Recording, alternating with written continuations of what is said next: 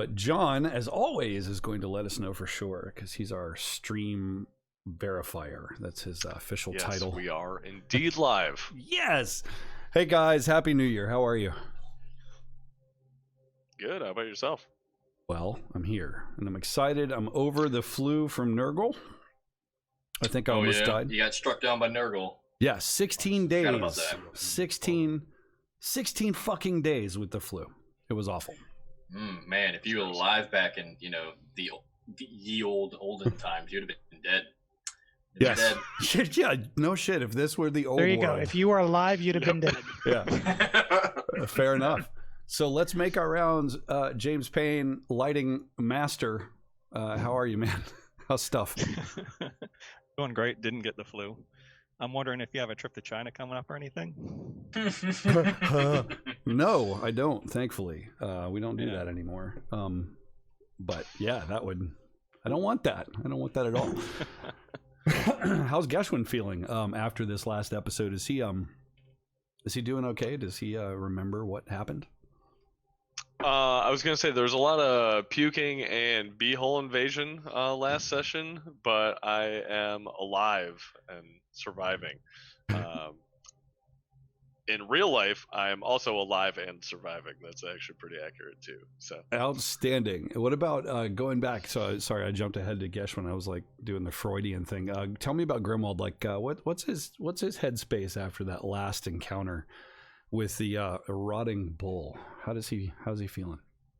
Kind of exhilarated that they fought it and took it out, and nothing really bad happened to them, and then immediately after grossed out by what happened to Oswald. Yes.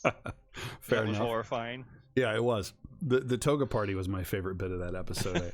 I had to go back and watch it just to kind of make sure I was knitting things together as planned. So good to know that he's exhilarated. I mean, he's a bit of, kind of makes him a freak, right? If he's excited about this stuff.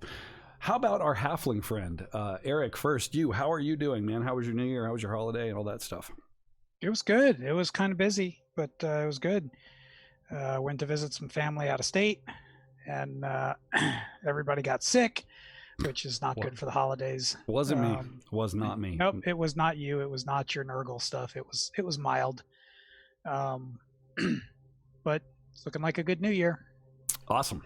Good news. How about Corbin? How is he feeling after this encounter there in the farmhouse? With really good, because remember, Corbin came out kind of mighty in the last adventure. So you don't feel like he's got a little sort of early PTSD? He's not like, holy shit, I just want to cook. No, he definitely has a little bit of that, especially seeing what happened to his friend there. That battle could have gone poorly for both of them. Mutant. It's a reality check at the same time. Yeah, so like that mutant dragging the beanbag-sized glob of flesh behind it, kind of. Yep. Yeah. Yeah. No, you can't unsee that. That's true. It's almost like what's a toss-up? It's either that or Unter in a battle thong. Who knows? Oswald. Speaking of Unter, I think Unter would be worse. Yeah. How are you doing, man? Oswald. We'll get back to him. But as for me, I've had a good New Year. Isn't much to say. I've finally got some things going and finally getting some things situated here in good old Portland, USA. Nice. So, it's looking good. It's looking good. Yeah. Sounds good too. It's awesome. Yeah. I like that you have the lights though. So when you fail rolls, you have to change the lights to like a dark, sad. Yeah, I got the mood lighting. So. Yeah, exactly. Oh man, he just rolled. Oh, nice. He rolled a 96. Oh man, good, awesome. Well, I'm glad to hear. Tell me about Oswald, man. Just a quick synopsis. Like, how's he feeling on the heels of that encounter with the? So, with the flesh bag, basically the little crab the bed crab. Yeah, the flesh bag bed crab. That's exactly what it is in the monster manual. Yeah. So honestly, I think on it. Oswald has reached a new point in his mental development, if you will. He seems to have, I want to say he's walking away from this a bit more determined than before, maybe a little bit shaken almost. I want to harken back to I don't know if it was just before this or it was just after this. I forget. I'd have to go back and watch. But I think you remember the scene where you like he had like black veins or whatever. I do, what it was and from. it's happened kind of twice, hasn't it? Yeah, I think so. Yeah. Because I think you hearkened on it right before the end, but I didn't really talk about it. I think he knows there's something wrong with him. And Yeah, he probably probably hasn't told does. anyone yet. Yeah, So I have taken steps to spend some EXP to make him better at diagnosing his physical health. interesting. But I think he's determined after togaing up, and he's ready to get to the bottom of this and move on Like, awesome. at whatever the cost. Jim, how are you doing, man? Doing great. Just finally about to roll on to my next project, which is going to be working with the state of Montana, which is cool. Oh, wow. Is Ted Yeah. Nugent in any way involved in that? I'm not sure yet. We'll see. Nice. I wouldn't be surprised. I would don't die know. laughing if he's like your contact there. That would be so good.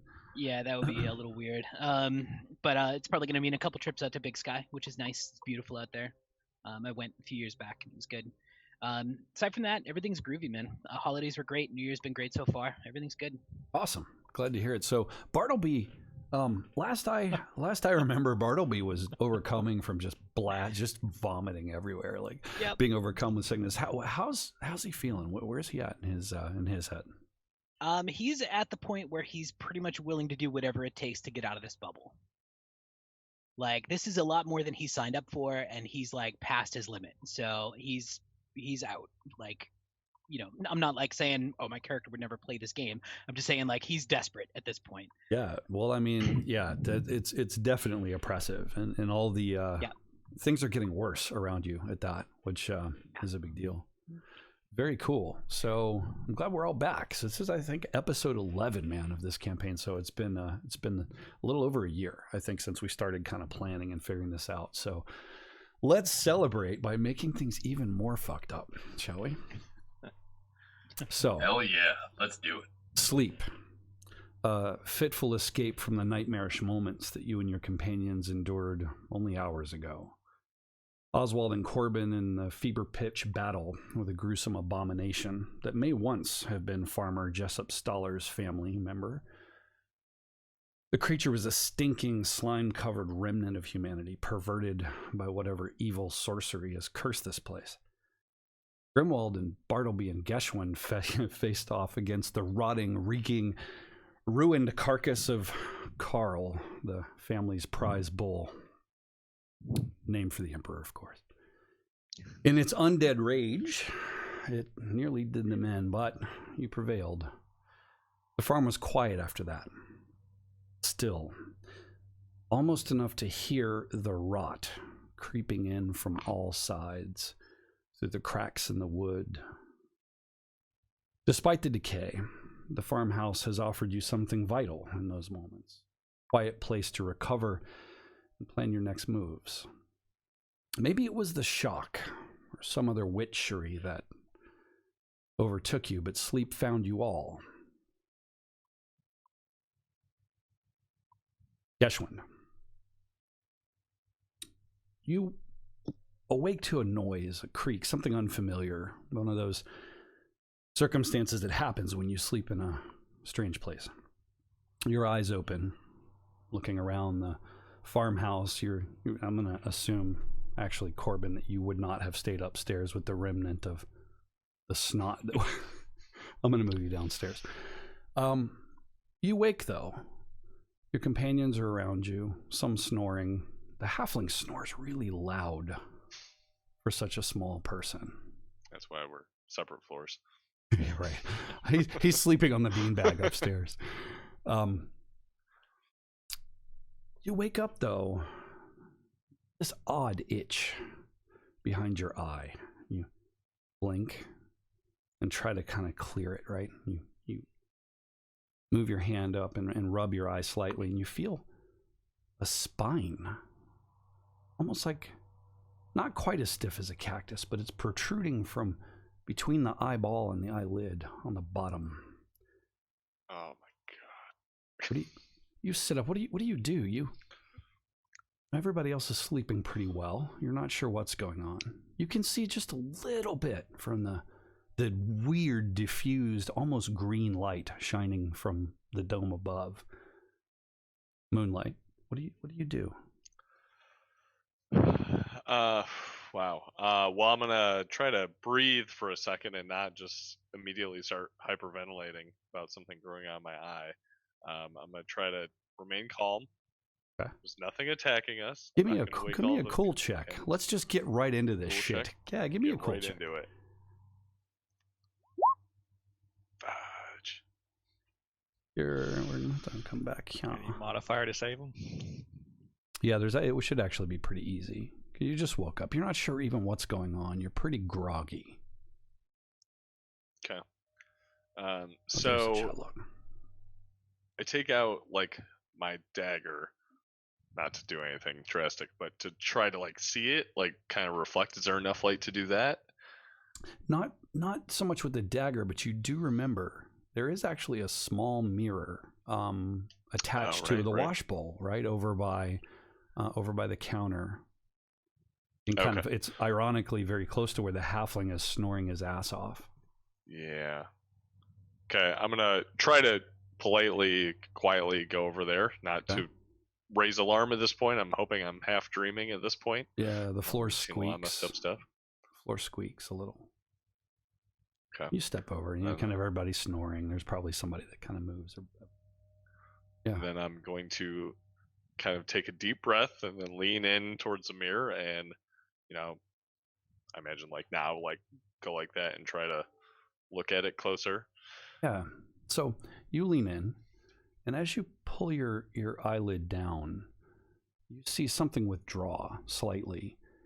And then there's a movement over your shoulder. And there's Oswald. You kind of see him out of the corner of your eye. You can see sort of about this much of his face, right? Because he's sort of looking over your shoulder. Your head's blocking the other side of his face. He's looking at you like he's kind of curious as to what the fuck you're doing. What do? You see this, obviously. It startles you. Yeah, I was going to say, I am going to immediately whip around and not like bow up or anything, but like, what are you doing? Sorry, you scared me, type thing. As you turn, you notice that Oswald's other eye is red, like blood red. There's no white whatsoever in the eye. And it's sort of drooping as he stares at you, just completely emotionless and almost not even moving, standing there staring you down. What do you do? I kind of like call Oswald, like, are you okay? And I kind of slowly reach my hand out and like put it on his shoulder. He points. As you're reaching out, he points, looking into the mirror. Oh, God. I'm going to turn around and look at the mirror. You turn around, and he leans in behind you with a very severe look on his face. You feel his hand on your shoulder, and then reaches around and grasps the back of the mirror. Smashes your face into it. Just pow! The glass breaks. You fall down. The rest of you awaken, Oswald included, immediately to the sound of glass shattering. Psh, thick, mirrored glass shattering. And Geschwin on all fours, kind of making this "my face was smashed into a mirror" sort of sound. What do you guys do? You look around and you don't know what's going on. What do you do? What's going on? Going to pull out a dagger. Okay. I think Oswald's just standing there looking at his hands like this, just like. Well, you're not actually. You wake up over here.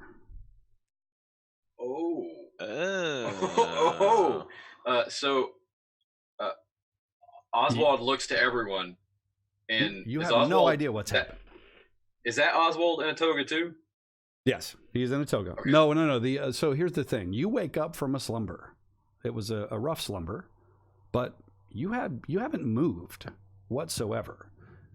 And interestingly, in hindsight, Geschwind, the Oswald behind you was not wearing his toga. He was wearing his typical garb. Normal stuff. Is that still there, or is it just like gone? Like everybody kind of like it's I'm gone. Falling to the ground. I look up and it's gone. Everybody's waking up. Yes, it is gone. Your face definitely was smashed into the mirror. There's broken glass around you, and you're bleeding. Okay. I will have my dagger out at this point, pointing towards apparently nothing. It was more of like pulling it out like that, and then kind of realizing what's there. I quickly scan the room, and then I presume I see Oswald wearing a toga. Yeah. And everyone looks pretty concerned. Bartleby, you're in your way, kind of way across the room. The table's a little bit in your way. Excuse me, Grimwald, you're right there. And he's kind of waving this dagger around. What do you do? This is concerning. Like hands up and like, if he's near me with the dagger, like, are you all right? What's going on? Oswald just, and like seeing Oswald there dressed, I'm like, Oswald attacked me, but then like sure, I'm you kind of like did no such thing. Like processing that. I'm like, I know that can't be true. I see you there, and you look differently. I kind of come to my senses a little bit and stand up quickly and look in the mirror and check my eye again. Okay. You look in the mirror, so you have cuts. They're minor as you wipe the blood away. It's just a couple, nothing really serious. And your forehead though was hit pretty hard. You've got a bit of a goose egg there. You don't see any cactus spurs or anything like that. You don't know what. Nothing. Okay. I kind of, put my arms down on the kind of table and try to compose myself, take a deep breath, and kind of apologize to everybody and say, I don't know what happened. It must have been a nightmare or something. I'm not sure. I saw Oswald, who seemed infected. I seem to be infected, and I'm kind of like probably rambling at this point, and kind of go over to closer to Oswald after putting my dagger away. Like, is your eye all right? And I kind of like motion to check. I probably look like a crazy person at this point. Yeah. How do you react to this, Oswald? So he's all of these things just at one time. And I love the randomness of that. It's so good. He's just kind of walking to you, clearly confused. Bartleby, you see him walking toward Oswald. He does put his dagger away, which is glad I thought to do that. Good thing. Yeah. I think Oswald, like, how close do you go, Gashwin? Move yourself where you stop. Oh, yeah. Right there. Yeah. Yeah, I would say. I mean, it's like pretty close. It's not like I'm right up front, but yeah. Okay. I'm like handshake distance. How about that? yeah, Oswald just like looks at you for a minute and like does like the hand touch, and he says, "I feel okay. Hand me one of those shards." Pointing to I'll grab him a towel or something to mop up the blood on his face. Okay. You grab a towel from the from the table or whatever, and hopefully it's not Awesome. covered with rot. But yeah. Do I see anything wrong with Oswald's eye? Like, it looks normal at this point? In this lighting, it's hard to tell, but it's certainly not as Okay. bad as it was before. The crazy thing is that his eye, it was red and crooked as if it wasn't even seated correctly in its socket. And thinking Gotcha. about it, give you the. Sorry, what was that? I lost that last part. Thinking about it just gives you the shivers. Gotcha. Yeah, I kind of back up and shaking my head, trying to process, and I'm just like, I'm sorry, guys. It must have been some sort of nightmare or something. I'm sorry. I don't know what came over me. I don't know. It is quite all right. We should be getting going anyway. I think that's a good idea. Yeah. So, looking out the shutters, you realize it's probably about 4 a.m. somewhere, just pre-dawn, which is ideal. You've got enough rest. You guys do. So, last thing I heard is that you're going to burn the entire farm down. Is that still Pretty much. Is that still the It plan? seems like a good idea. I'm probably even more motivated at this point. Yeah, fire cleanses all. So what do you do? So you there in your toga. What do the rest of you guys do? So there was, just to bring your attention back to things that you found. So last time you did find some hand axes and a broadsword. There was the pressed leaf covered journal or something, kind of book that no one can read. Except for me. Except for you, which... and only one person knows about the book, I think. Yeah, that's true. Only Bartleby knows. And then there's the creeping rot that's popping up everywhere. Has it gotten worse over the night? Spread out some more? Yes. And the smell, it's like this moldy bread smell in here. And not because of moldy bread, just it's an ambient stench. What do you do? Oswald's looking for like where they would keep their pitch, or like even manure, maybe like dried manure that they might use for like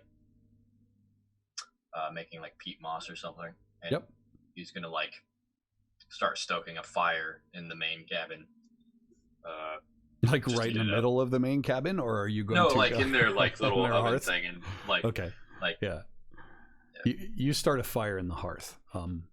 You find everything that you need pretty much right next to the hearth, and light it up.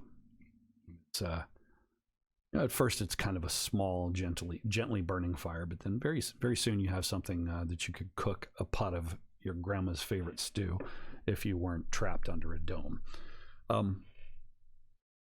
With a nice warm fire and no good food to eat, your stomachs are really starting to grumble and referring to you that you don't have much in the way of rations.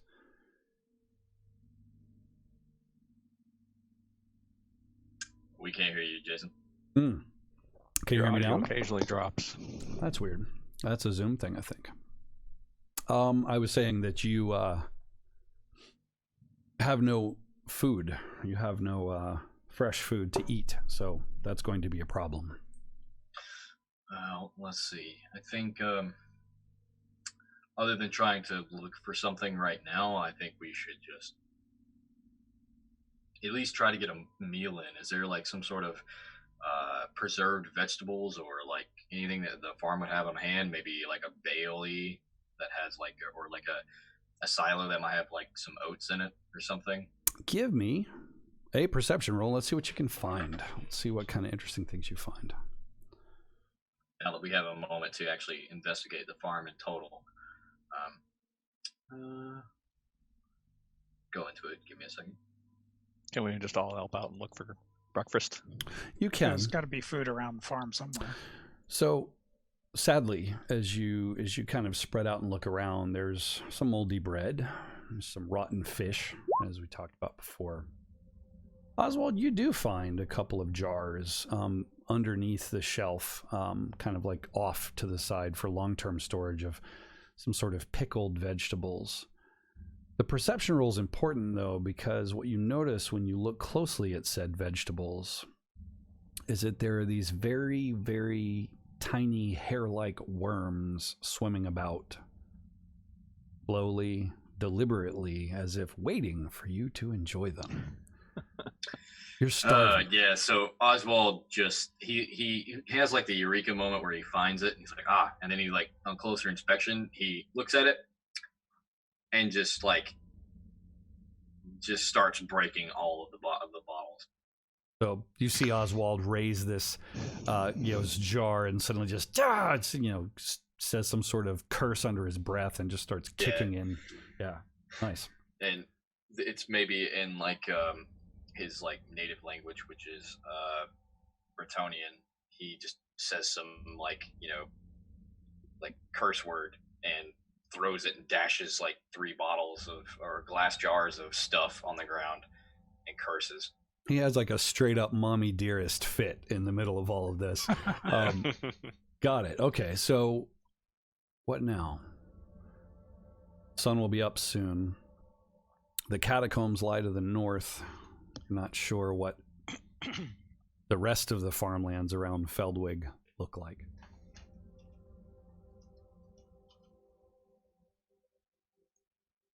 Set this place up to burn and then move out. Okay. So, actually, is this the area or nearby enough to where that farmer who had the boy almost steal something from me would live? Maybe. I mean, it's on the outskirts of town. Farms very likely surround the town. So Yeah. you're not sure. Is there like neighbors in sight of this place? Or? Nope. Okay. Well then, Oswald, I think he's gonna wait for people to deliberate what they want to do, but I think he's formulated a thought of what he's gonna vote to want to do. Okay. What do the rest of you guys want to do? I'm all for burning and heading out. Yeah, Bartleby's for burning and heading out. Yep, Okay. I would agree. So you have a but couple before of that- buildings you haven't looked at. What were you saying, Jim? Before that, Bartleby will remember that he's seen his engineer friend reading before. They have that bond together. Yep. And he'll put 2 and 2 together and hand over the book. It's like there's a sudden light bulb over Bartleby's head. He's like, oh. Yep. Can't do much with this. Maybe you can. Where'd you find this? And I go to peruse it. On the first floor. What is it? So it's a handmade journal, Yeah. made of some kind of leather, and then with pressed flowers and leaves and such on the outside to make it a bit decorative. The first couple of pages, just thumbing through it, are written in very, very crude and basic script, right? So it's clear that the person writing it is not necessarily the most literate. It seems like a journal, and at the first bits of it, as you're flipping through it, you could just, oh, okay, I get it. It's a young person's journal. But then as you flip toward the back, again, without really soaking in the content, the handwriting gets a little more severe. And then it's not black anymore. And it's reddish brown. And there are symbols there. And I'm going to want you, please, to give me a... Here it comes. Fuck off. To give me Of course. This isn't cult. I can't tell you to keep it together. I'm going to ask you to give me a cool check, please. Alrighty. The one thing I'm kind of good at. Maybe. Let's see. Modifier. It's flat. Okay. Wow, Yeah. nice, good. So you're flipping through it, and your stomach sort of starts to turn, and you literally feel your eyes kind of ache just a little bit. Not the one, and nothing to do with the dream. Just looking at this profane symbols that suddenly get more plentiful page for page, and toward the end, it's literally just this spill of blood, and there are loose fingernails in the page, and there's a sudden drawback to that scene at the fireplace where someone had popped loose smaller fingernails, maybe a woman, girl, who was using her own blood to write. The script toward the end also you do not understand. The rest of it you pretty much get. It's sort of like highlights of the day. Excuse me, for about 6 months worth of farm life.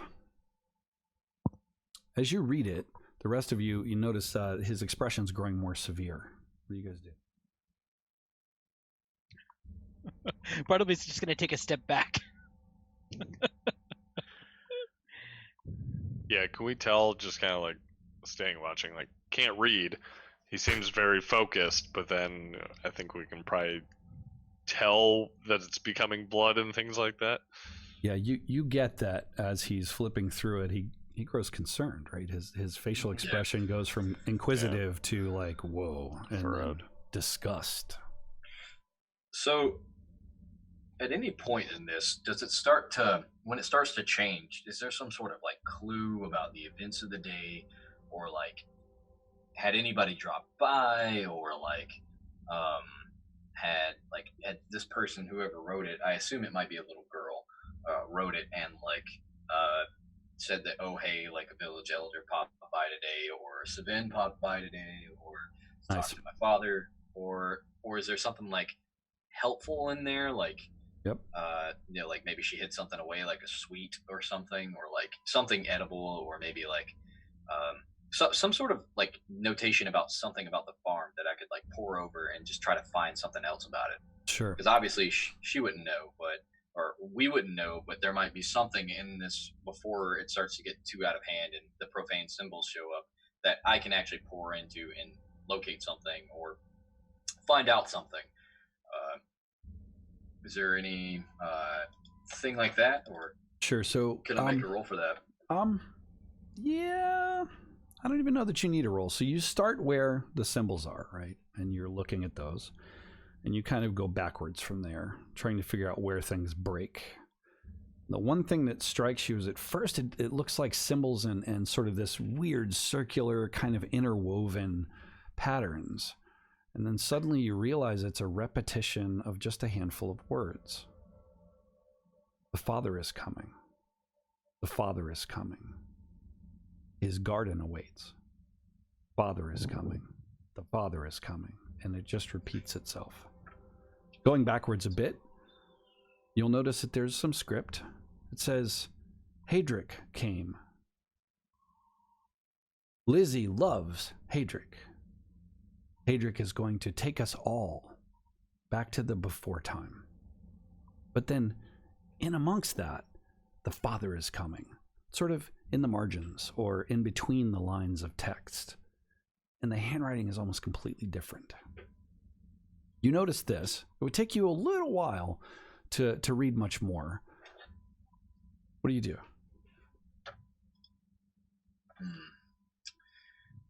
I think Oswald is going to close the book for a little bit and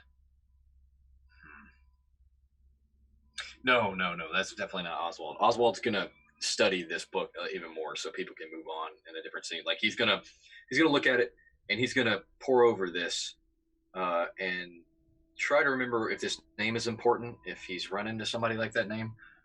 I'm not quite sure as a player I remember that name, but I'm pretty sure he might, but I don't think we've run into anybody with that name. No, definitely not. Well, you may certainly, it's not an uncommon name, so it's possible that any one of you might know someone by that name, but no, you've not around here.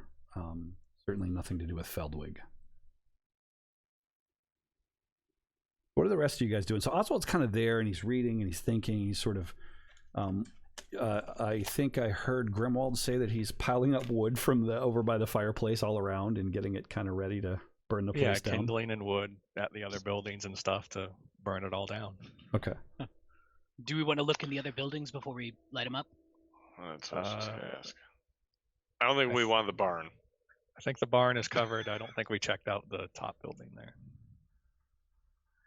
I don't know if we gave the barn a thorough search.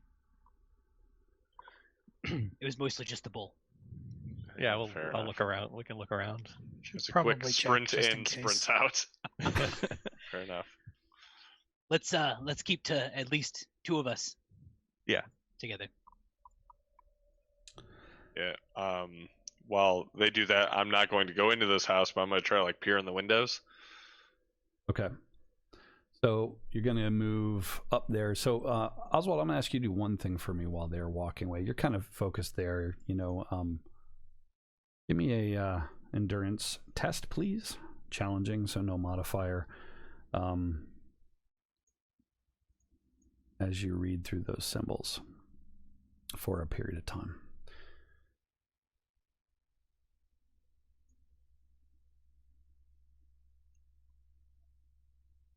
Wait, Oswald's not there.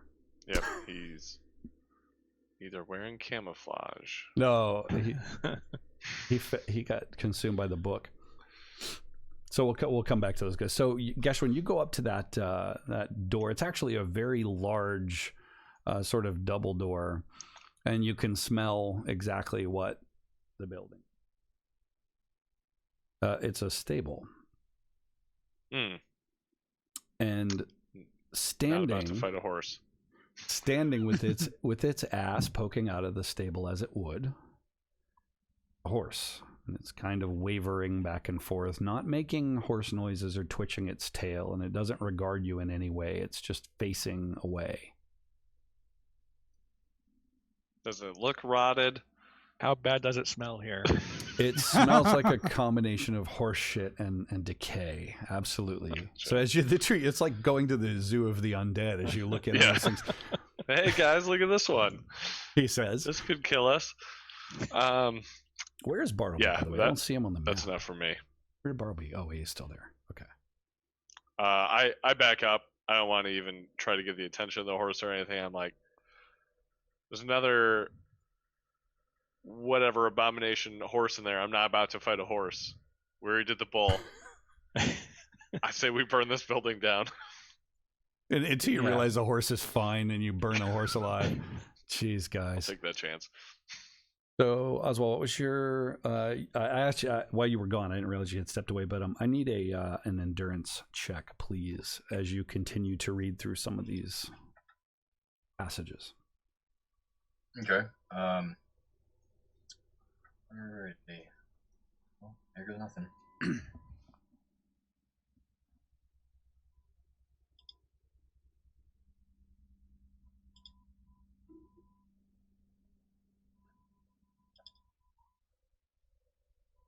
It should have won. Yeah, it comes. Nice. And that was at no modifier, right? Yeah, that was no modifier, nothing.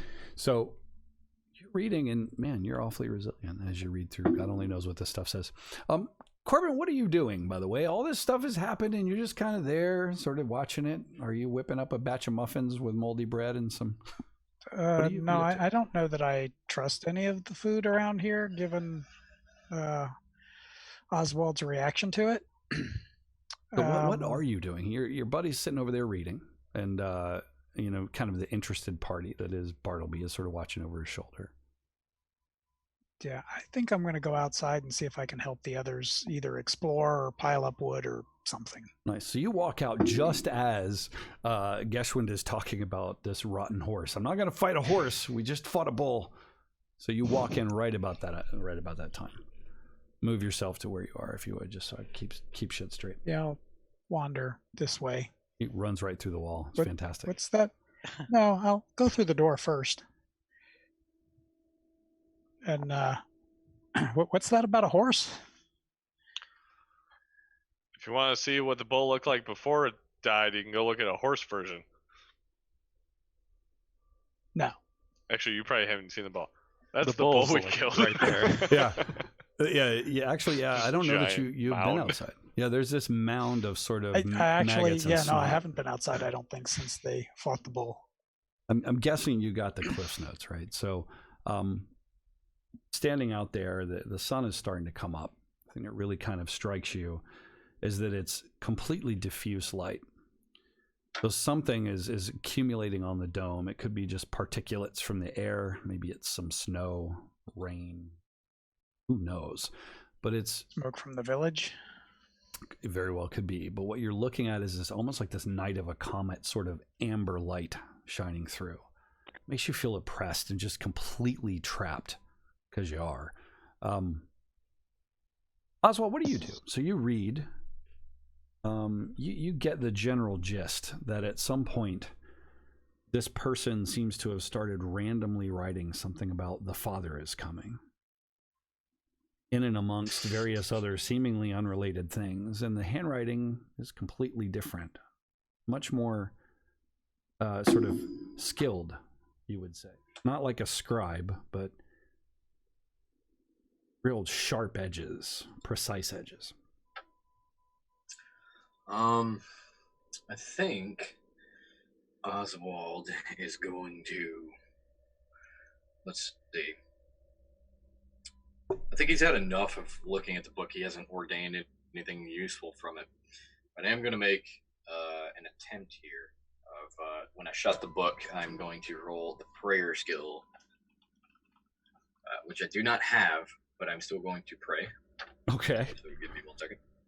I do have language magic. I could do it that way. You shooting for a minor blessing here? Is that what you're going for? I think it's not like a minor blessing. I think it's more along the lines of little prayers. Yeah, it's something like Sigmar Preservus. Because I've obviously, without him realizing it, I think he's picked up something sort of magical. So I think he's wanting to kind of admonish that a little bit by just adding to the situation with just a little bit of like, like, we need your help here. Sure. Kind of taking after that elder brother in a way.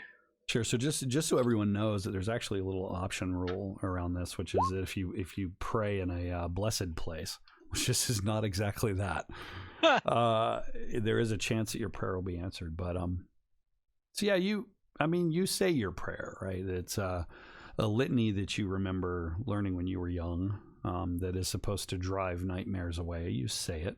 You feel generally comforted inside, but beyond that, you're just talking out loud.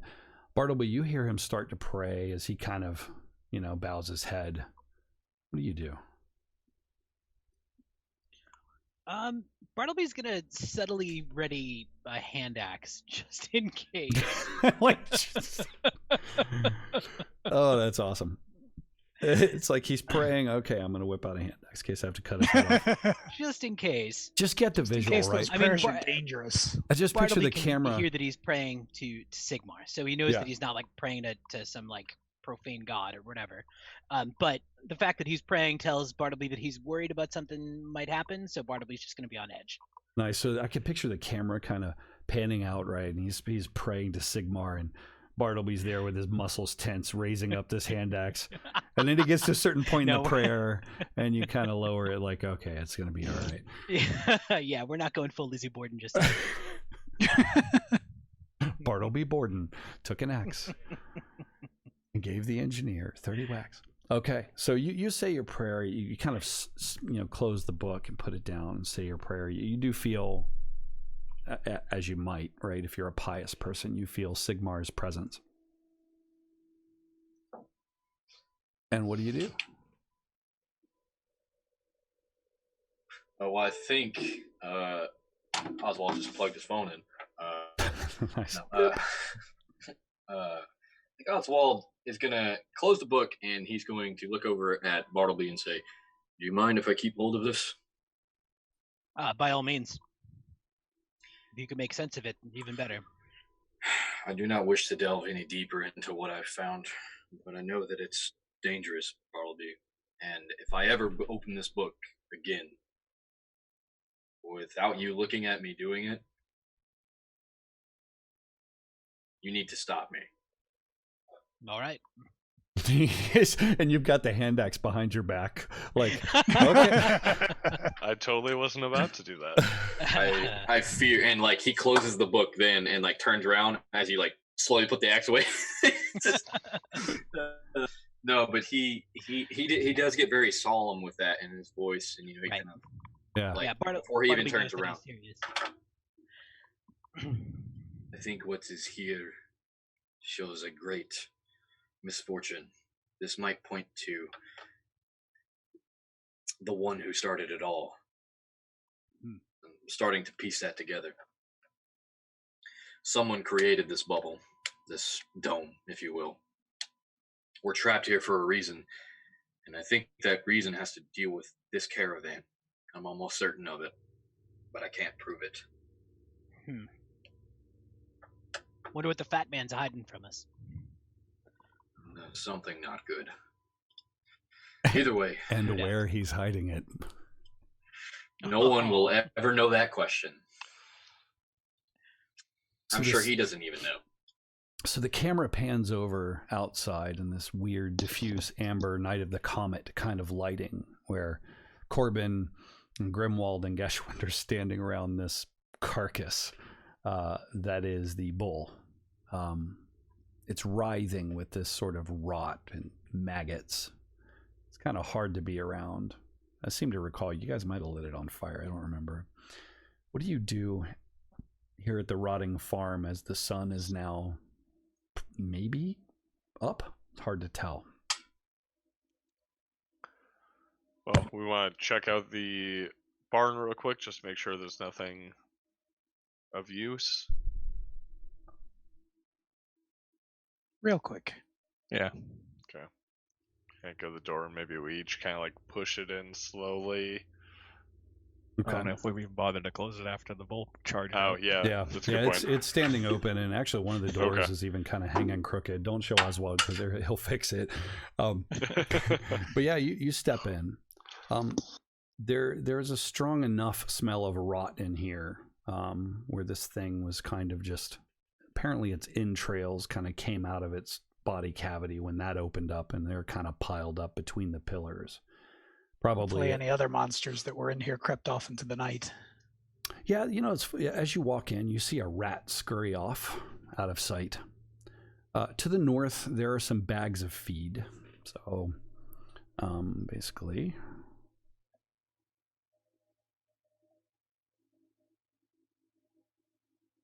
all right. There is in fact a loft here. You've had bad luck with lofts. I'm not going up there. He says. You're not even in the building there, Corbin. You're screaming from across I'm the sorry. property. I'm not. I keep going forgetting up to there. move my character. You've got one fucking job. I know, but I'm just so busy paying attention to the rest of you people. Well, that's fine. Okay, so you're all there. You say, I'm not going up there. The rest of them Yes, laugh. kind of following on their coattails. Yes. Is anyone in here? You call out, do you have your rapier out looking all awesome? Grimwald, Yeah, I got to know. yeah. Okay. Yeah. Looking good, you think. Nobody answers yeah. I'm satisfied that there's no one here. Okay. Good enough for me. That you just that's how it goes. You don't even step in. That's so good. You're just like, fuck it, I'm not. So the hay bales, are those, I'm assuming, all dry and not covered in stuff? Right. It is dry hay. Okay. You almost think you might want to have a bite of it because it's about the most palatable food you've seen. Yeah. Yeah, no, it's dry, bound together with twine, and Okay. I kind of look over to Grimwald and be like, well, we could set this up against the other buildings, and I'm sure that would go up quickly. If anyone's in here, we mean you no harm, but we're going to light this place on fire. You've been warned.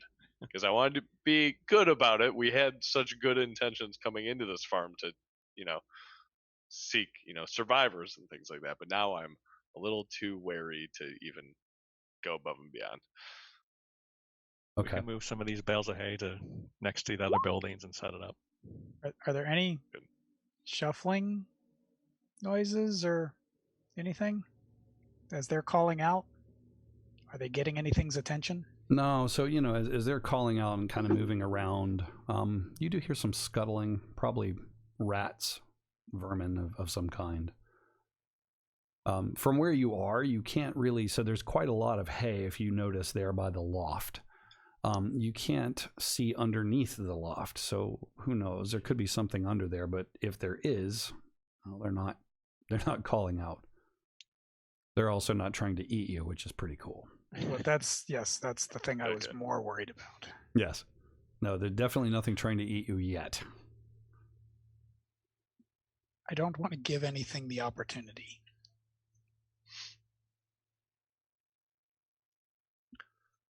Okay. Yeah, I think we kind of go over here, and Grab I'm some going hay. to be almost like intentionally loud about it.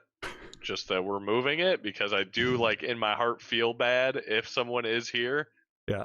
but I'm not about to fight another bull. So, So you stomp walk and you're like going Yeah. over to grab the hay. gonna light this place on fire soon. Yeah. Is it dark in here? Is there any light? No, there's I wish I could think Night of the Comet, the movie. That's the light that's coming in. It's very diffuse, but yeah, it's bright enough that you can sort of see what's going on in here. But it's Okay, because it's I like didn't a know if there were constant- any openings to let that light in. Well, there's the big ass door that you walked in through. Right.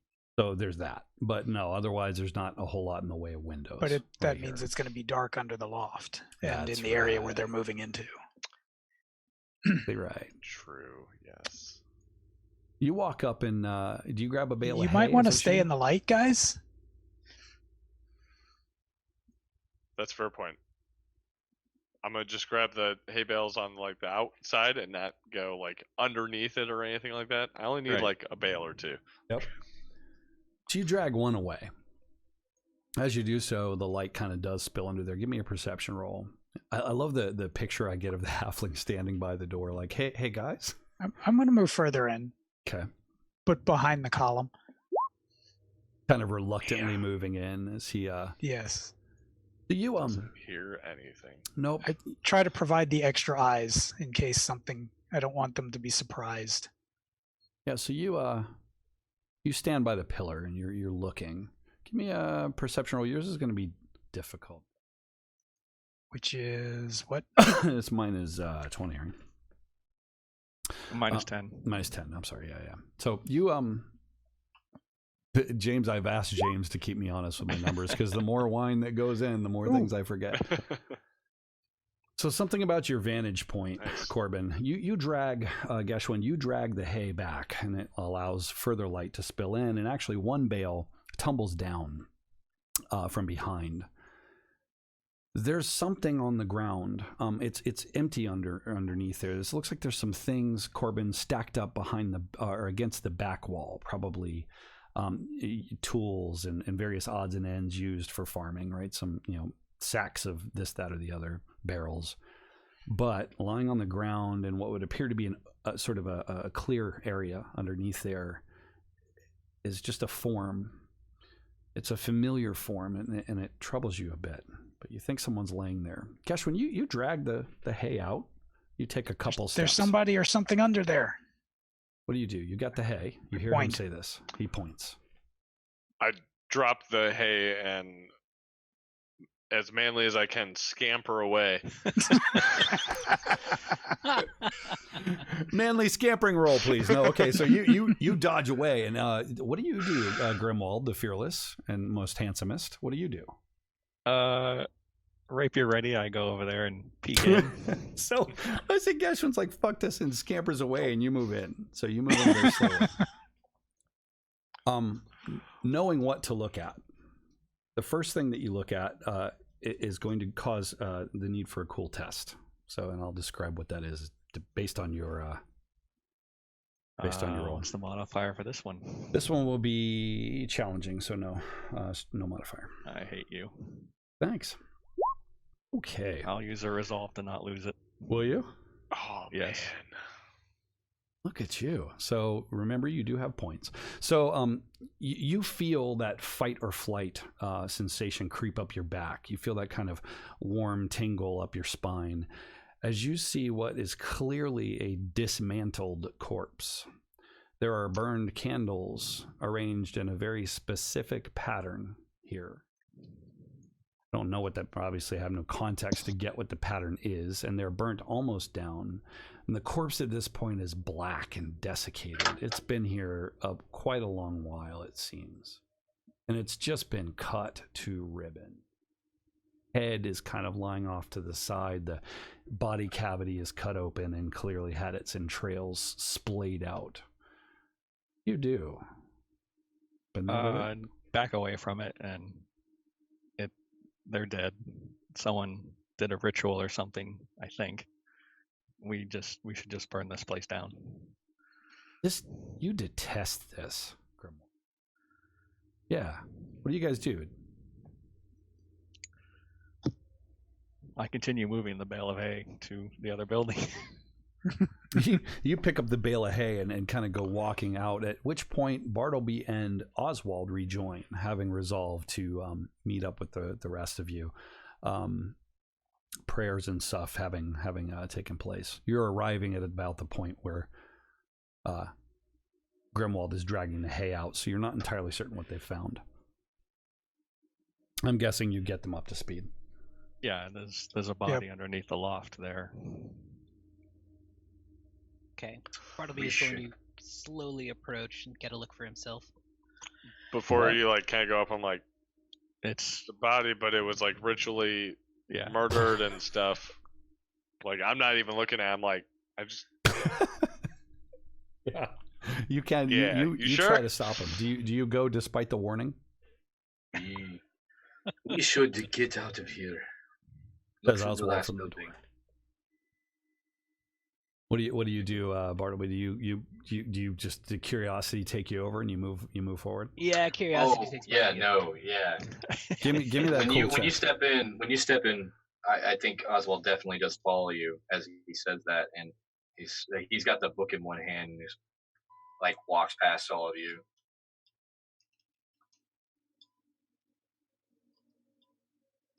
Just to go peek. Bartleby's Maybe I flip to one of these things as well, like the symbol, just so I could look at it and see if it's along the same, and maybe show it to Bartleby.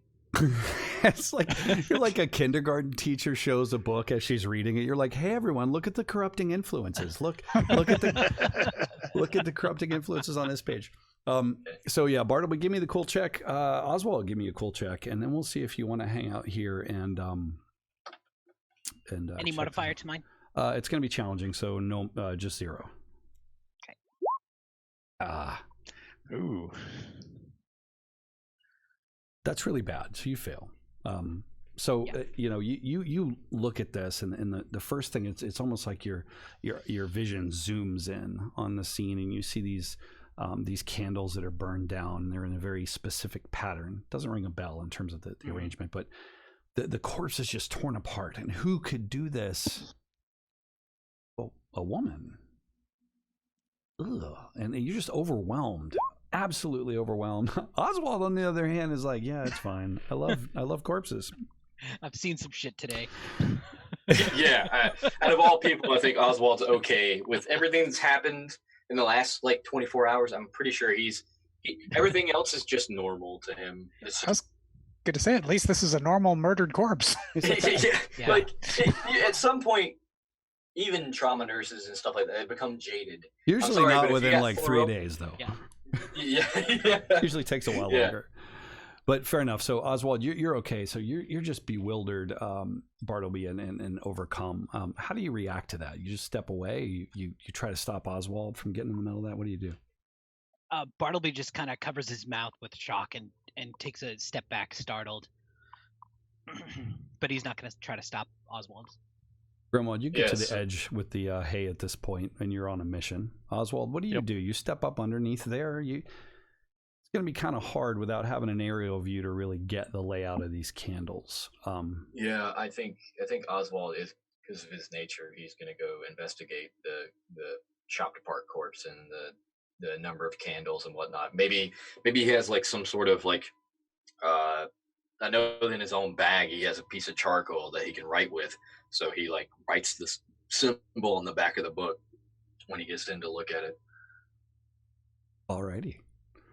So you climb in the spot that was opened up by the movement of the hay, right?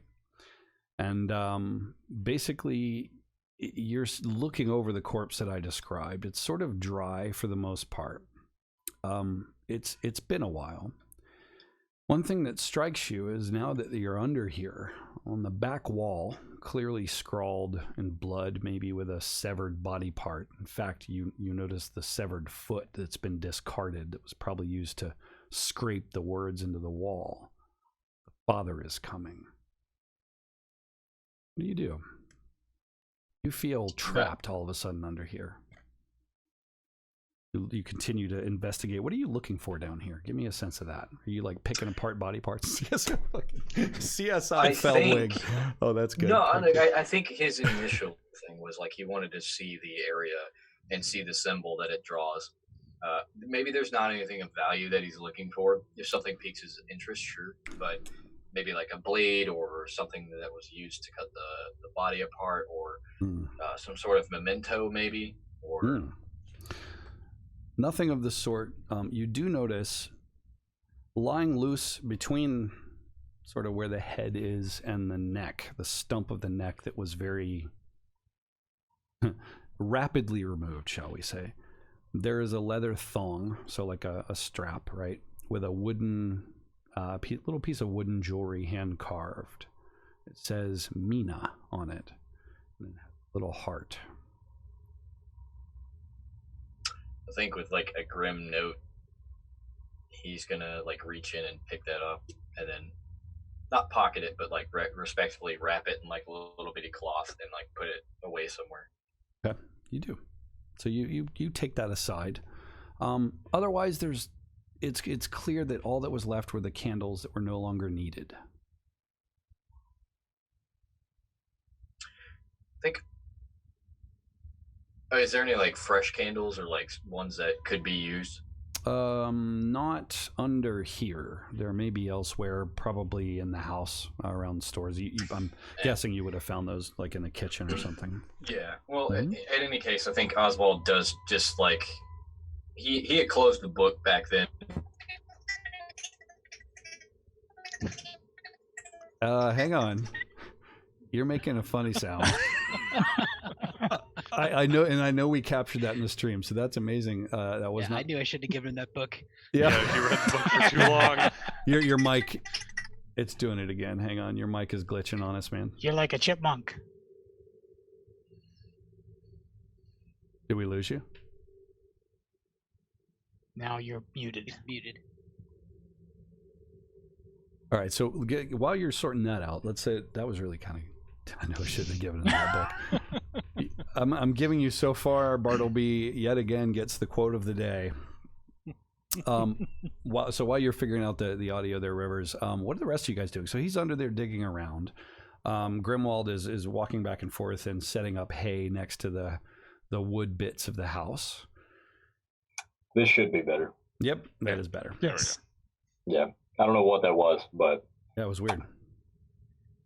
I don't know that I can stomach seeing him poking around the corpse, so I'm going to go somewhere, but there's corpses everywhere. Yes, there are. Where do you? I'm just going to go over here. Okay. So you're gonna stay in there. Hopefully you leave the room before it catches on fire. So now Yes, if they start lighting fires in here, I will definitely leave. Now that Rivers is back, so you don't you know that there are unused candles in the main house. There's basically supplies. There's kind of lamp oil and various things that you might need, so you can scavenge that. I can go do that. I'll make myself useful. So you hear Oswald kind of rummaging around there, like candles, and you kind of march off to the main house, realizing suddenly that you're alone. But that's okay. We slept in there. There shouldn't be any creatures. No. Shouldn't there be?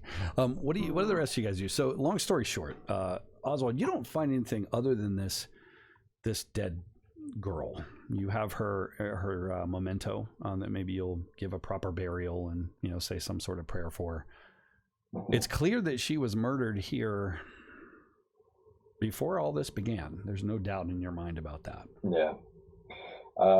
Well, I think Oswald makes like a mental checklist of like, this happened first. This girl is inexplicably connected to whatever this is, and this is like a mental note. Save this for Savin later. Like, hey, ask him a question later, or like try to connect the dots. I'm doing like it's like an actual pin board where I've got like string going from one place to another in his head. Yeah. Yeah. But other than that, Oswald's getting the fuck out of there as fast as he can, and he just looks to the others in the room and it just says, abundance, it's all. And so, in various stages of the process, you light these buildings on fire. And so the next scene picks up with you standing just off the edge of the property. The picket fence that they let the livestock wander around in the distance is the only man-worked, sort of worked wood here that's not ablaze. The thatch roof just kind of goes up with a whoosh, and you're standing there now watching these plumes of black smoke rise up toward this god-damned dome.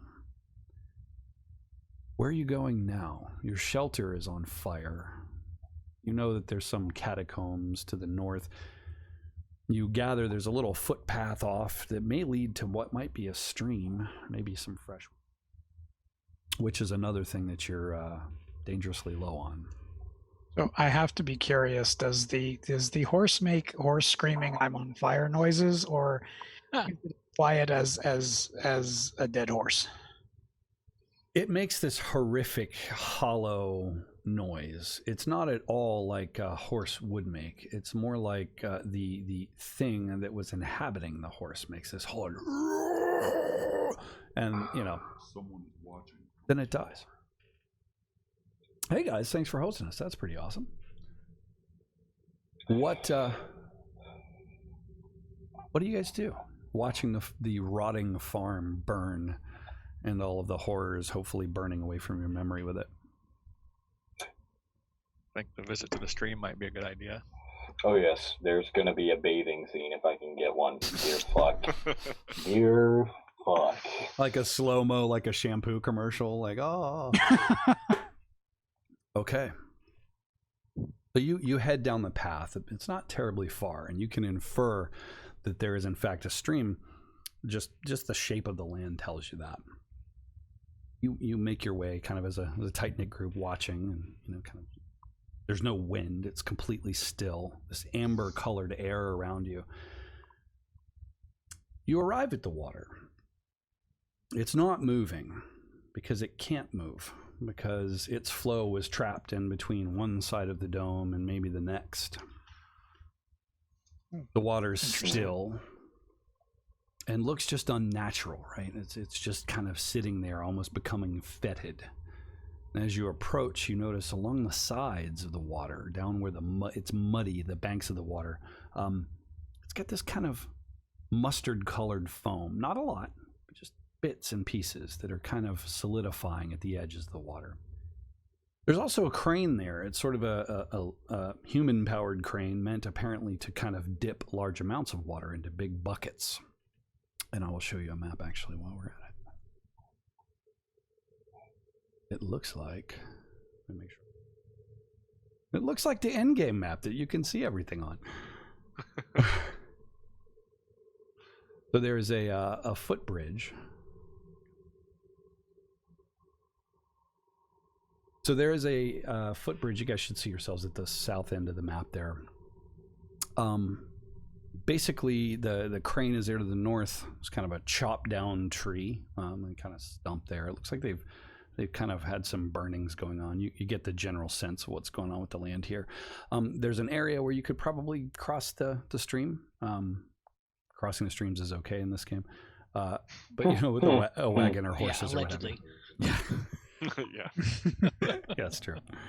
But yeah, so what do you guys do? So there's a source of water here. You're not exactly. But the water is yellow and foamy? No, there's some at the edges. Oh, okay. The water itself.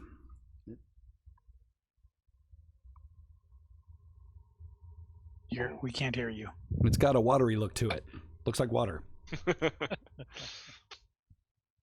I mean, we need water, so I think we should try to boil it. Okay. Yep. That's about all I got, unfortunately. No, I'm still very hesitant, even with that, but we should. We don't have much time. Let's gather what we can. Water will suffice, but I doubt there will be anything useful here.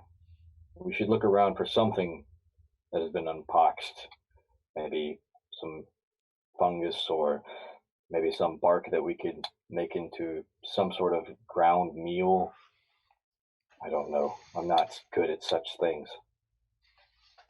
Literally everything he just said, Corbin, is setting your mind to work. You're like, oh, I can make a nice soup out of it.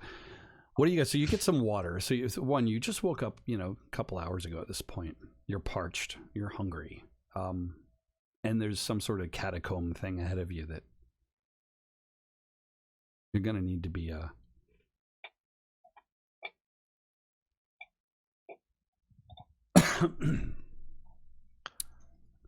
I mean, I think You're gonna need to be what, Jason?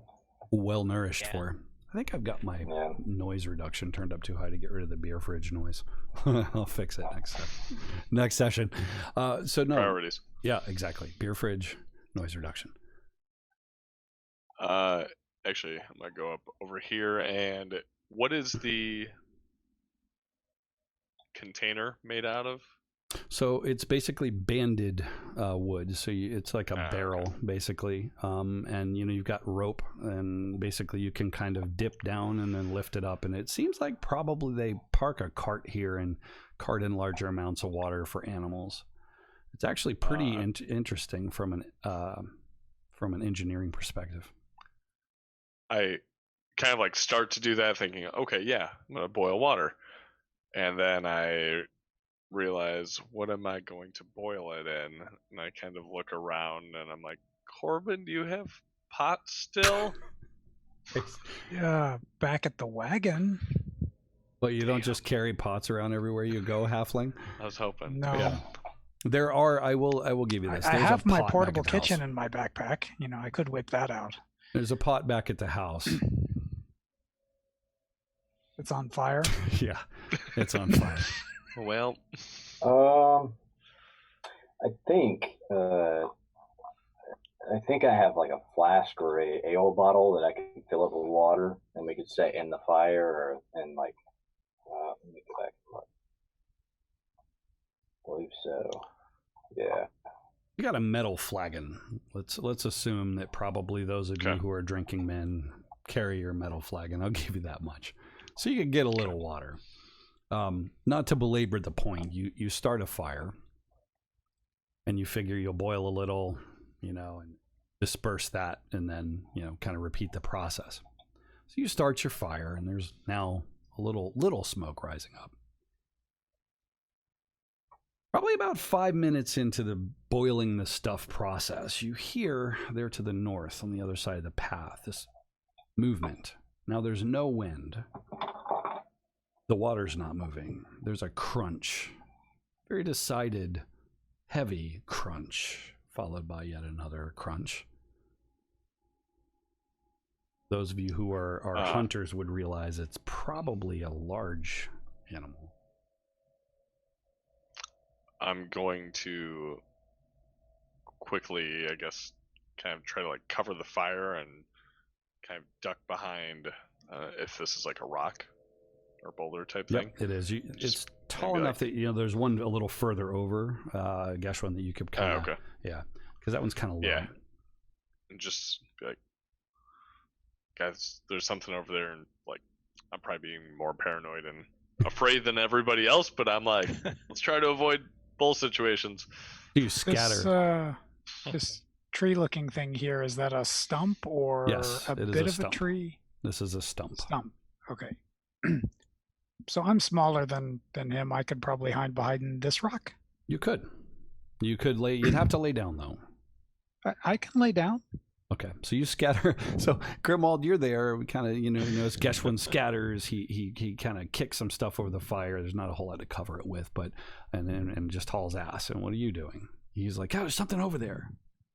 Look around. Is this a shrub or something? Yes, it is. That is not a monster. It is a shrub. You look around. Do you try to hide as well? I try to go behind that. Let's everybody have some stealth rolls. And Oswald, what are you and Bartleby doing? What are you guys up to?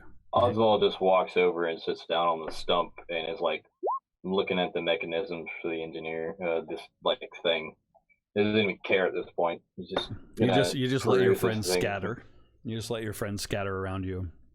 Yeah, like Oswald just approaches the device here and sits down on the stump, and he has like I don't know what weapons you guys took, but he has an axe that's like he sticks into the ground right next to him, or like on the edge of the stump. That's basically in arm's reach, and he'll like start looking at this mechanism and like maybe drawing it on. He like takes out his book. Like this is all the process beforehand.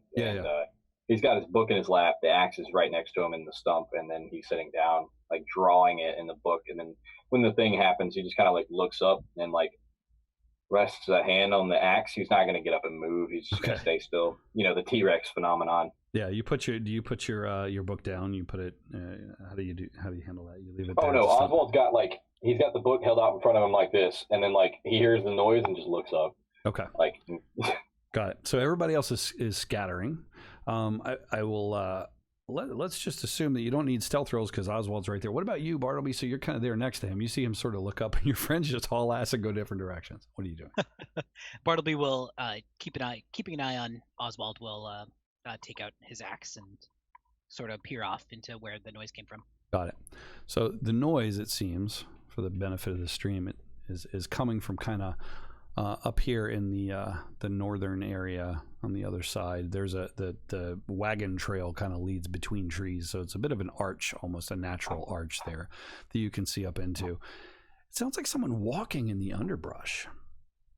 And as you're there watching, you absolutely see the form of what would appear to be a fairly heavy set, not unter kind of heavy set, but just kind of stocky guy, like a farmhand, like a well-built, big boned kind of guy, just sort of walking along. Give me a perception roll for those of you who did not go hide.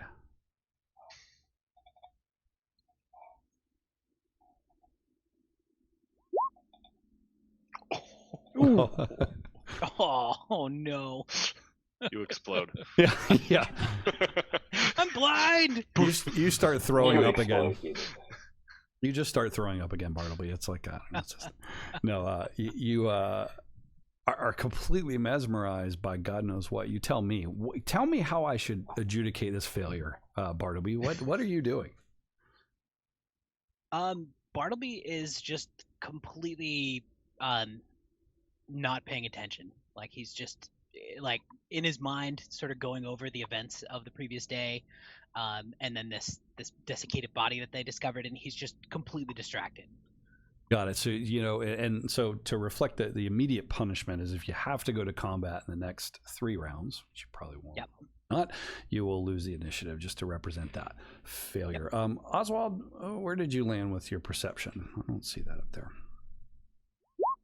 Ooh, nice. And what was your modifier there? Was straight challenging? It was just a regular roll, so if I needed to modify it, you just decrease it by... Yeah, no, actually, that's fine. Whatever. That's fine. If you just went with no, then that's challenging, so it's easier then. So the first thing that you notice is that this guy, he's wearing peasant's clothes, and he's dragging a rake behind him. It's a fairly sizable, kind of made from reeds and God only knows what else, kind of sticks and whatnot, right? Like a sort of handcrafted rake. No metal work there. But he's dragging it behind himself just absently, like, I don't even care. He's just walking along like he's moping. His shoulders are slacked low. And at this point, he's right under the arch of trees there.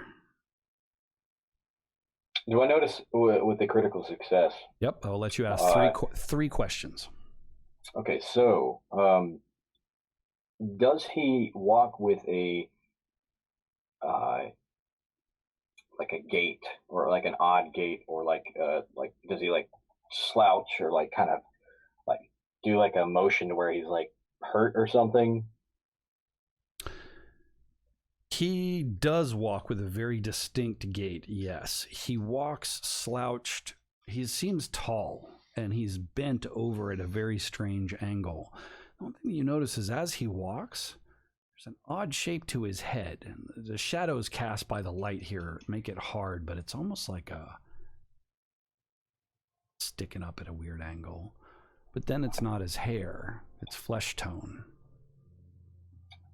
He's kind of walking and walking. What's your second question? My second question is, Bartleby, can I notice that Bartleby's like completely like just zoned out? Staring off into space. Oh yeah.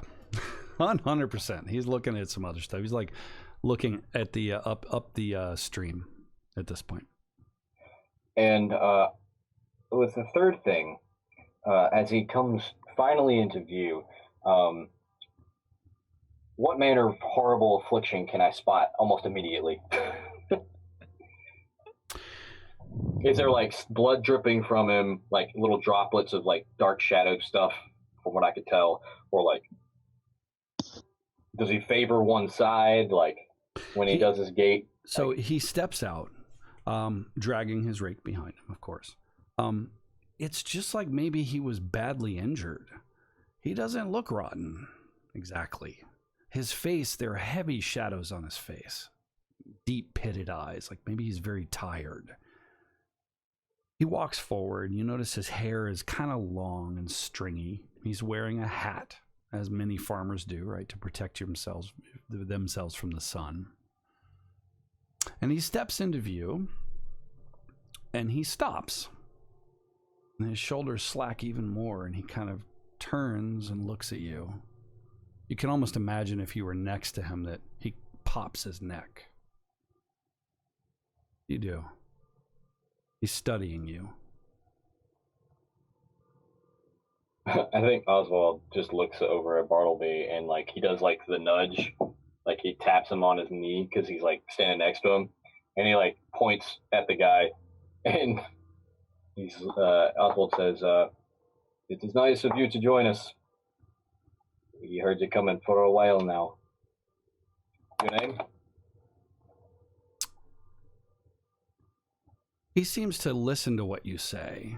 He cocks his head to the side slightly, and he smiles.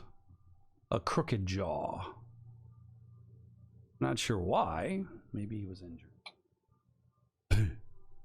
He smiles, a big toothy smile, and steps forward, dragging his rake. I think you had one more question, didn't you? No, Nope. I think Were you out of questions? Yeah, I was out of the question. So, like, with that action, I tapped Bartleby on the knee to kind of wake him out of his stupor, if it helps. So you tap him on the knee. So Bartleby, at this point, part of it is that he's yelling to this farmer who's approaching, and you notice this as well.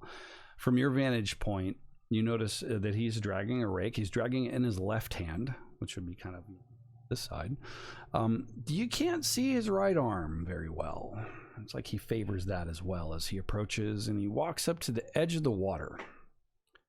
Okay. And he looks down, stops, back up at you. Stares. Deep shadows cut out in the his first- eyes. He just cut out the first part of stares. He just stares. Yeah. Okay. Bartleby would just stare back.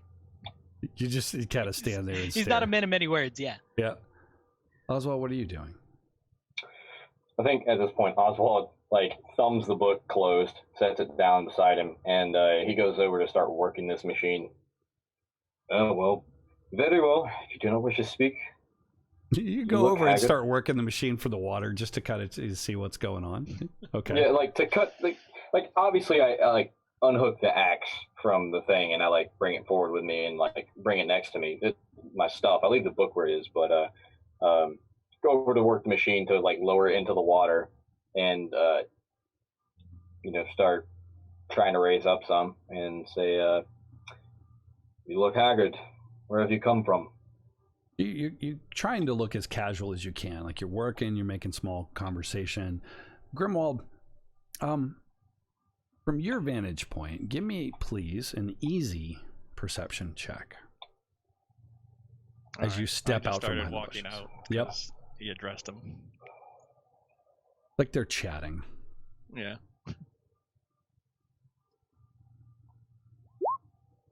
Nice. There's a bit of a problem with his right arm.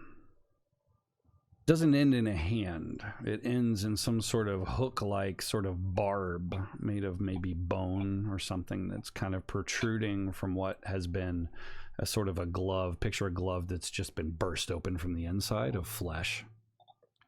There is, in fact, some ichor of some kind dripping down the back of his leg, which is not in view of those that are on the other side of him. How do you react to that in the moment? There's something not right with that man. He says. You say that at a volume, or are you kind of casual because you're or are you like You directed point at- and yell. you point and yell? Well, I just towards them that are by that machine. Yeah. And so that all of you hear this. He sort of points and he calls out, and literally just as you say that, this man, to the rest of you, looks down and steps into the water with a heavy splash and steps across the water. At this point, the smell kind of precedes him.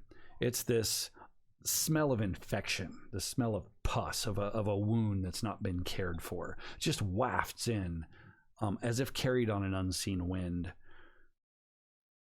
His eyes are sunken because they're gray, they're dead. What do you do? So, Oswald, you're there, kind of. So I was actually waiting for this. Is the reason why I moved it. So I'm going to start combat by making a engineer weapon attack, and I'm going to use this thing to just bat him over into the water, like the boon arm. Okay. Yeah. Give me a check. Let's see how that plays out. So the Grimwald. So yeah, Oswald. So we'll start there, and then Grimwald, you'll have first action once combat begins. Now I might be breaking the instrument, but I don't care. All I'm trying to do is like whack him with this big, like stick, basically, just to try to even like I'm not even trying to damage him. I'm trying to just bowl him over. Yeah. You know what I mean? You put all of your weight into it and basically just wheel that thing around. Give me a roll. See how that works out for you. And it's full of water as well at this point. Do you want me to do like an intelligence, the weapon, the skill that I have for the engineering weapon, or do you want me to make an engineering roll? No, let's use engineering weapons. Okay, cool. Well, this skill. I have to go back here. Give me a second. Should have went. And now all these fucking critical successes, and now the shit hits a fan. You guys. Yeah, no. So you lean into this thing, and you realize, sadly, that it doesn't turn quite that direction. You've got it turned around to the point where it's reached its terminal side. You have to go around the other way. So you crank, and it sort of stops. You notice, though, Grimwald, the hostility on Oswald's face. What do you do with your action? Threaten him to come no closer. You shout out, "Come no closer," and he comes closer. So that's a free action. You could talk all you want. So go ahead and just give me that attack roll, please. And he's going to oppose you. I need to open up his little... It's if he's opposing me and his weapon isn't fast, it's -10 for him. Why you have to be like that, man?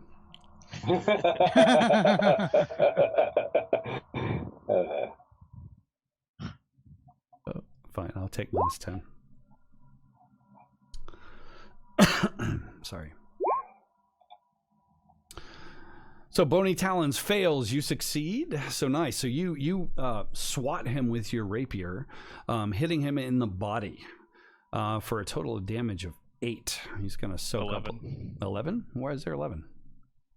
Successful. Oh, 603. You're right. I'm sorry. I'm not reading correctly because reading's hard. He's going to soak up a little bit of that. He's wearing no armor, though. You slice right through his garb and cut open this gray mottled flesh underneath.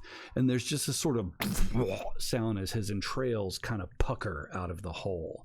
It staggers forward from the blow, almost toppling into you. Do you move, or do you kind of hang out here? You gonna stay engaged with him, or what? Stay engaged with him. Got it. You will gain 1 advantage while you're wailing on this thing. So you guys, please do me a favor, keep track of your advantage and remind me, because I forget these things. Next up in the initiative, Oswald, you've already acted. So Bartleby, what do you do? Am I still phased from that critical failure before? Should somebody else go? I'm gonna say no. I think you're okay between Oswald kicking at you and then him swinging this thing around, and yeah, I think you're okay. What are you gonna do? Yeah, seeing Grimwald take a slash with his rapier, Bartleby will move up and help and attack. Got it. Do it. Okay. So you're actually up. Yeah, you're ganging up now. So it's 2-on-1. So you're gonna get, was it plus 20? Yep. Sorry. Your page. I think we're actually learning the system after 11 episodes. Nice. I love, you know what I want to say? This is a first combat. You're getting on this poor, rotten farmer guys. First combat, you guys are actually starting to kick some ass Bumped here. him right in the head. Yeah, so you kind of come up behind him and just cream him in the back of the head. And what's that? Just total strength. What's your strength bonus? So that's 7. Strength is 3. Yep. 3. So it's 7. So you basically, Grimwald, you're there in front of him. You've sliced across his front, and Bartleby kind of runs up behind him and clocks him in the back of the head. And there's this kind of, his hat flies off, and there's this spatter coming out of this thing's mouth from the wound in the back of its head that kind of sprays all over your clothes. It staggers again, still up, but only barely. Yeah, I think that should be 10 damage, right? It's strength bonus +4, so that's 7 plus success level's 3. So it's 10? Yeah. Yep. Okay. It's 10. Yep. Boy, that would hurt Yes. real bad. With an axe to the back of the head. Yes, he is to the point where he is reaching some critical wound status as he kind of staggers about. And then, Corbin, what are you doing? I was laying down behind the rock, so I imagine it's going to take time to get to my feet and get a weapon out, even if I want to do anything. You can basically kind of right yourself and move. Okay, I will get up and move a little closer, and I'm going to get my sling out and get it ready. And just so you know, I didn't oppose your attack, Bartleby, because I'm assuming that he had no idea you were coming. He'll oppose your next one. Okay. James and I talked about that, and I think he even approves of my decision. Can you oppose multiple attacks in the same round? Technically speaking, yes. I don't like that, but yeah, you can. I actually had to reach out to Cubicle 7 because of a comment we got on our YouTube as to whether or not I was playing that right. It happens that both the commenter and I were kind of right. So yes, you can. It represents a sort of chaos of combat and kind of parrying and slashing, whatever. So you basically use your move, kind of moving in. At which point, Geschwind, you see the halfling charge in. What do you do? Well, I mean, if the halfling is going to go in, I right myself, pull out the rapier, and come kind of over here. I'll go over there, and I'm just like, "This is why we hid." As he's charging in, are you man scampering? Are you man scampering? Oh no, like I'm fairly confident, mainly because I have a rapier in my hand now, and I see 3 other people attacking it. So I'm fairly confident. Nice. I'm still kind of like looking around though, like there's not more of these guys, right?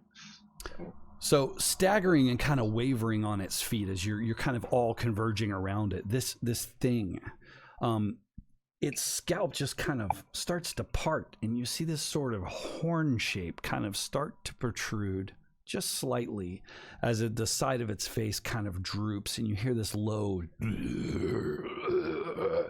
It swipes out at Grimwald. Grimwald, you want to oppose this with your melee, or do you want to oppose it with dodge? How do you want to do that?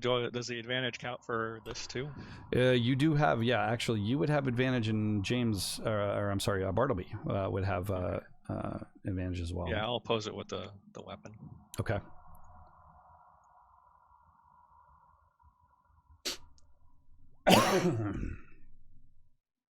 No. Ooh, well, let's see how bad this is.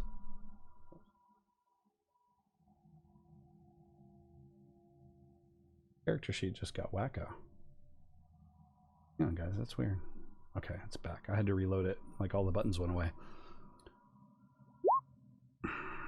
Ooh, so he actually succeeds as he swipes out with his bony talon.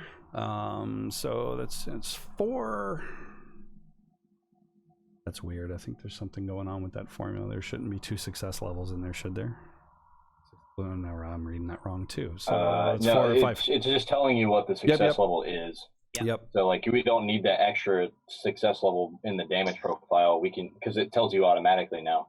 Mm-hmm. So which is great. good. So that's 5.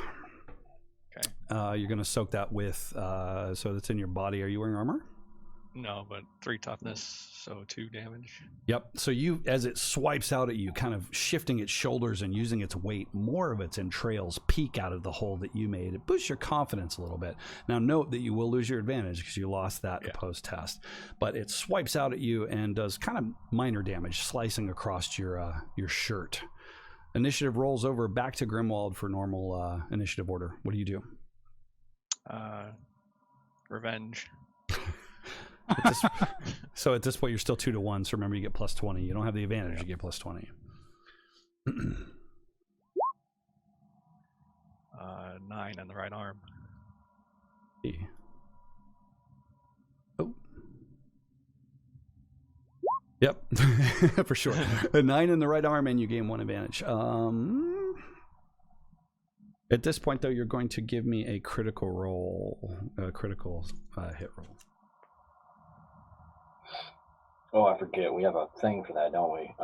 Yeah, you can do. It's like bang critical, right? Like exclamation part, I think.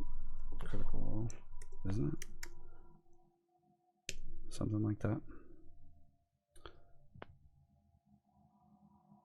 You can also give me a D100 roll. I'll look it up.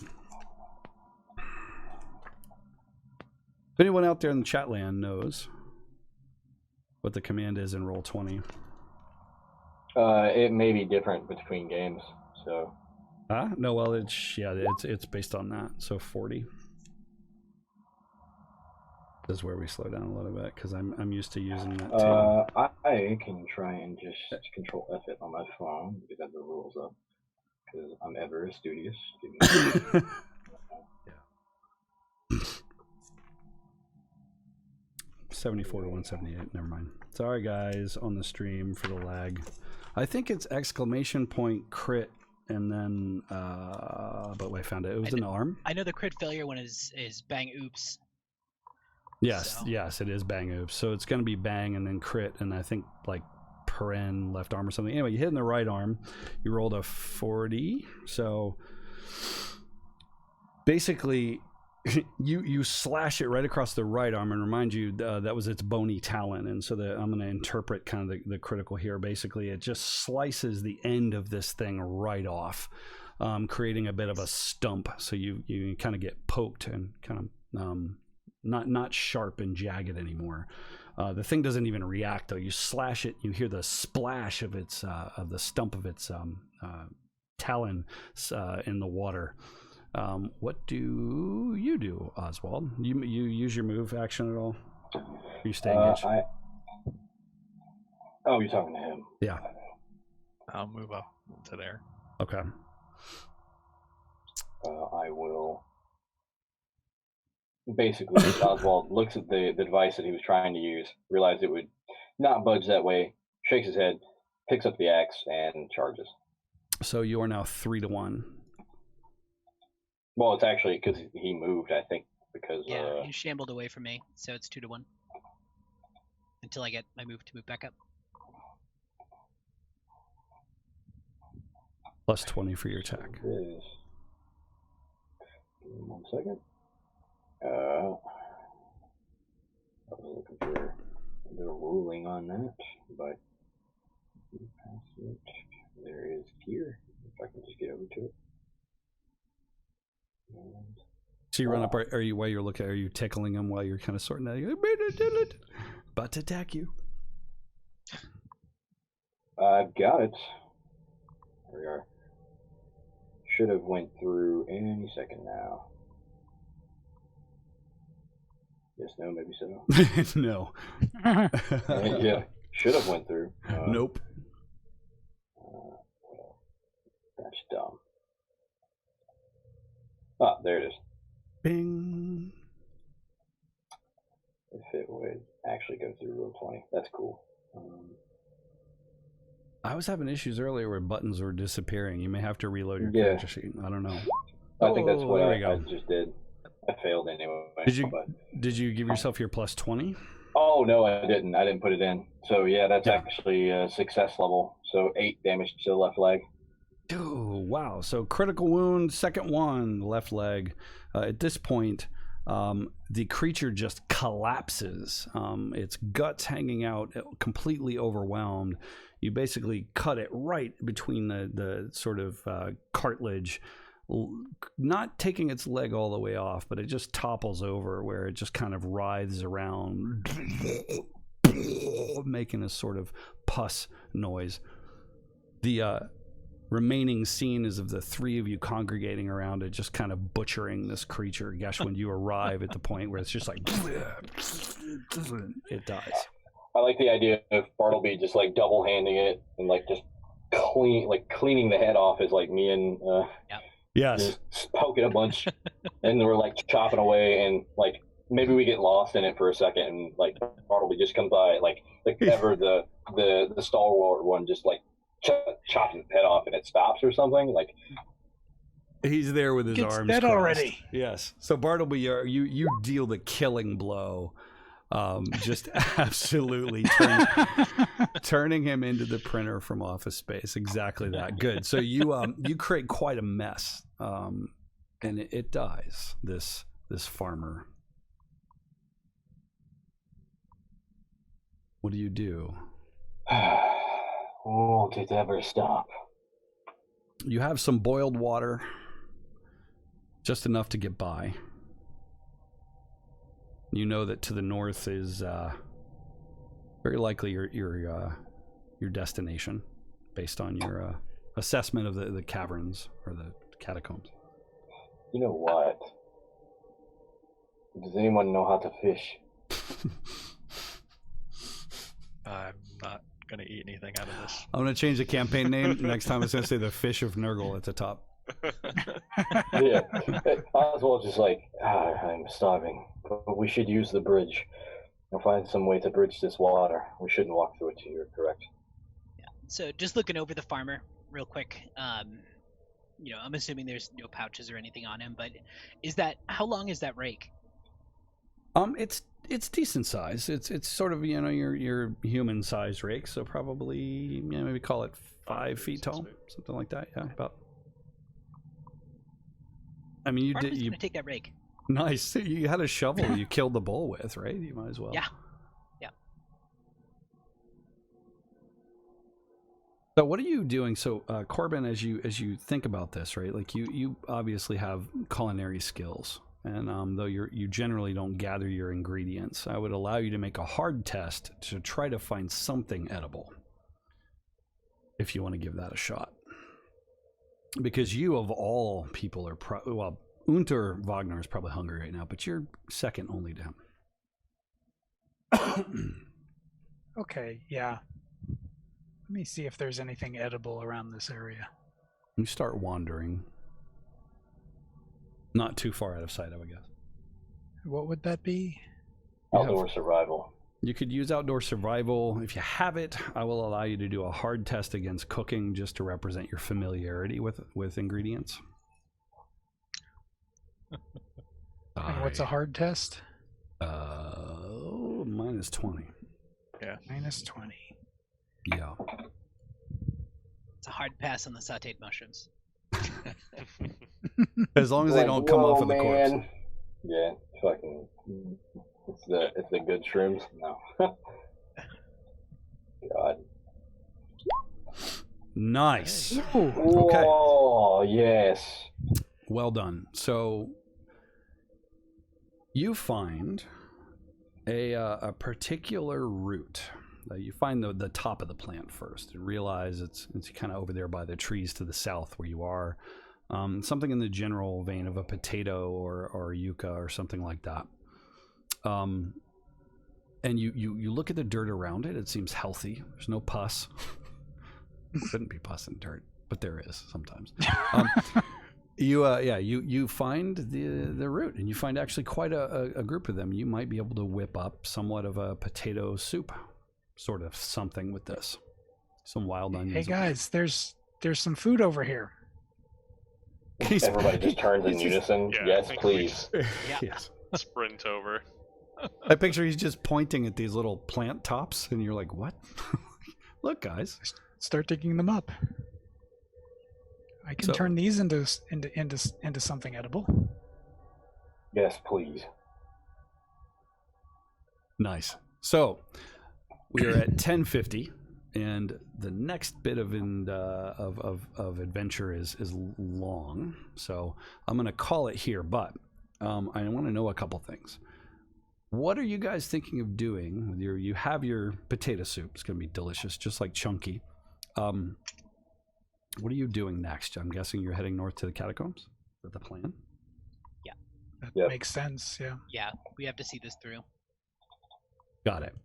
And I'm introducing a new thing. So whoever gets a quote of the day, and you guys have some shoes to fill because it's always fucking Bartleby, is going to get in the next adventure. It has to be used in the next adventure or it's lost. Okay. 1 critical success. Oh, that sounds awesome. Cool. So have there been other critical, or other quotes that have been ratcheted out? You can't go back and No, get. I'm not saying go back, but where did you get this from? Did somebody suggest it?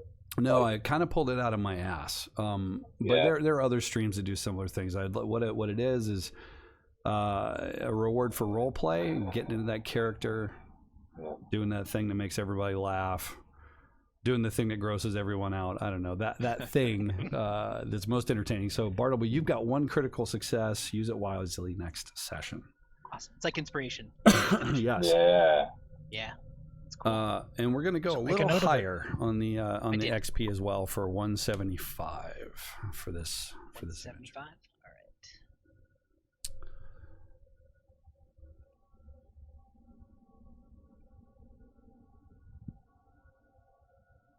All right. My entire computer just froze up. It's better now. Yeah. So cool. Thanks guys for joining in. So I'm real close to a career advance. Do I need to have all the trappings for the next level of my career before I can advance? Technically, yes, but you might want to suspend that because we have no access to them, even if we wanted them. Well, let's talk Jim offline. So, okay. I'm willing to bargain on certain things because the way I've set the campaign up is extremely limiting. Like you can't just go to a town or whatever. There's obviously another chapter on the other side of this involving Ubersreich and stuff, but I want to keep you guys progressing. So, anybody have any hypothesis as to what's going on? So I might have my own makeshift one, but it's a little hodpodgey. Like, I think the elder is the one who made the sacrifice with Mina that initially started it, and he used the sacrifice of an innocent to basically imbue this dark magic, and that the initial setup of the plague was just her, but whatever has happened and transpired at the catacombs is a real big deal here, and I do believe this named person is the actual elder, just in disguise. So you think the elder is the father? What do you think, Ashwin? You're gonna? I was gonna just ask. Do you think we are just unfortunate circumstances to be in here, or were we captured in here for a purpose? He says as he's hiding his secret package. I think it has to be. Yeah, I think we were captured to be in here. Okay.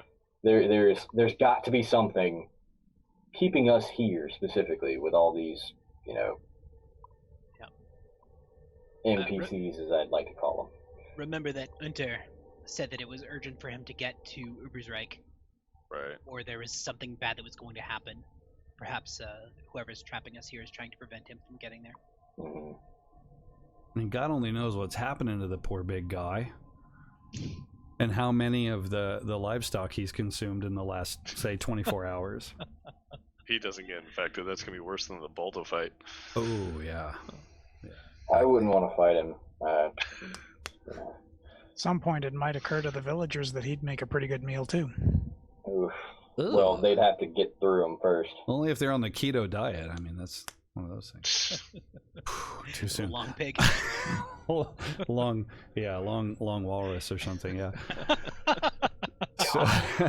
So for those of you watching on the stream, this has been Myth Brigade. In the comments below, tell us what you think is going on, because if your ideas are better than mine, I reserve the right to steal them.